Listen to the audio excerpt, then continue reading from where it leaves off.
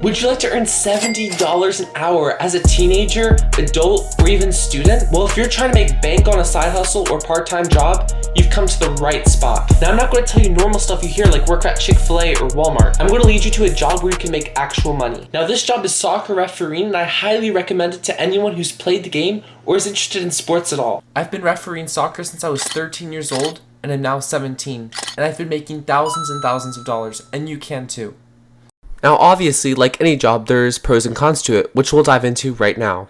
Number one pro, the pay. You get anywhere from $50 to $80 for one game of refereeing. Now, that game could include little kids or big kids. Usually, the younger the kids are, the less pay, even though it's really good. And the older the kids, the longer the games, but better pay. I'd say the average I make per game is around $55, though occasionally a lot more. Pro number two, you can stay in really good shape by soccer refereeing. Whether you're walking, running, or jogging, you'll stay fit, trust me. Pro number three, you can get really good skills and people skills by soccer refereeing. You can learn how to manage tough situations and how to deal with them instead of run away from your problems. Because you literally can. Pro number four, and this one's huge, your resume. Colleges and jobs that you'll have in your life later are looking for the type of people who've worked in the job force, who've had to deal with people, stand their ground, and everything like that. Pro number five, if you get really good at reffing, you will be promoted to higher games, higher levels where you get more pay.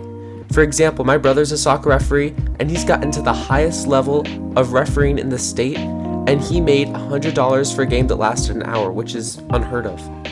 Now that we have our pros, let's see if they outweigh the cons. Con number one, pressure. In the sport of soccer, things can get really intense. And the arbiter of the intense moments is you, the referee. So how are you going to handle the situation of an intense moment or potentially a fight? Con number two, parents and coaches.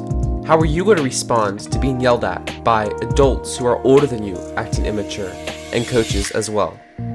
If you're not as thick-skinned, then this might not be the job for you, though I highly recommend you've tried it.